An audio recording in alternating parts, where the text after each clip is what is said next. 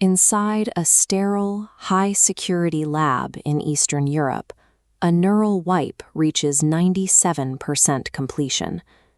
As the chemical bath drains away, years of identity, trauma, and personal history are reduced to static.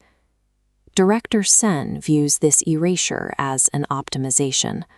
To him, the attachments and moral hesitations of the past are architectural flaws, glitches that prevent an operative from reaching peak efficiency. The woman who emerges is designated Eclipse. The memory of Nandini has been stripped out to make room for a specific suite of combat and manipulation protocols.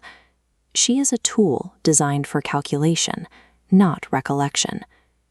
Control in this facility isn't maintained through locks or chains.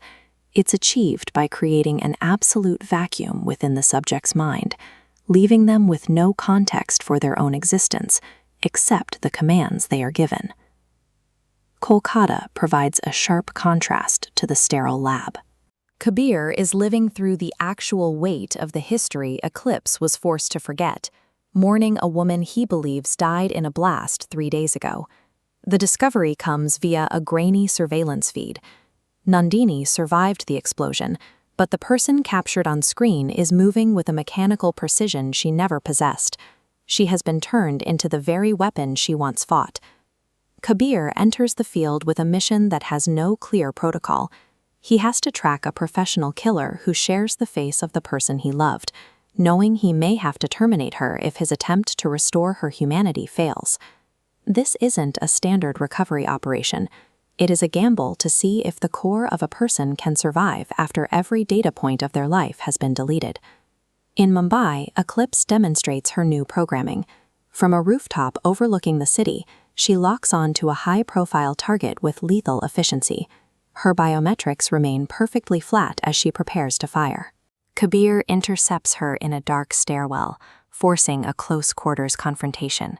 He fights with the clumsy desperation of a man trying to save someone. Eclipse counters with a series of strikes that are purely mathematical, designed to disable her opponent in the fewest moves possible. Kabir catches her wrist and speaks the phrase, "I am here." Eclipse's posture immediately breaks. Her breathing hitches, and her hand begins to shake as she looks at him. For a few seconds, the calculated rhythm of her combat movements simply stops. She abandons the mission and the kill, jumping from the building into the shadows. The encounter reveals that the conditioning has a threshold, and it just failed its first major field test. The chase moves to Istanbul, a city defined by its borders.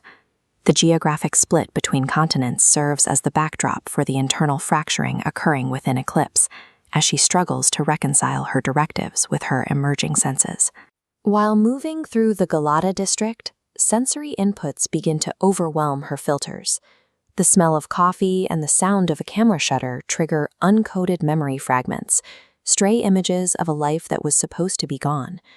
Kabir finds her inside an antique mirror shop. Their fight is caught in hundreds of shattered reflections, visually echoing the collapse of the singular, synthetic identity Director Sen tried to build. Her internal system demands a lethal response to clear the obstruction.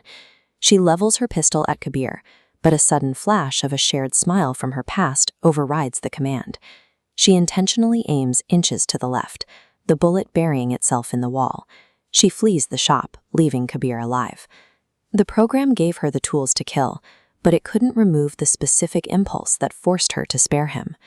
The final confrontation takes place at a pilot plant in Prague. This is the memory core, the physical location where digital backups of erased subjects are stored. Director Sen appears on the facility's glowing digital monitors, arguing that human memories are unoptimized files that lead to suffering. He insists that by keeping the data here, he has actually protected Eclipse from the weight of her own history. Eclipse approaches the main console and initiates a full system purge. She accepts the permanent loss of her past records, choosing to move forward as a blank slate of her own making, rather than a tool for the facility.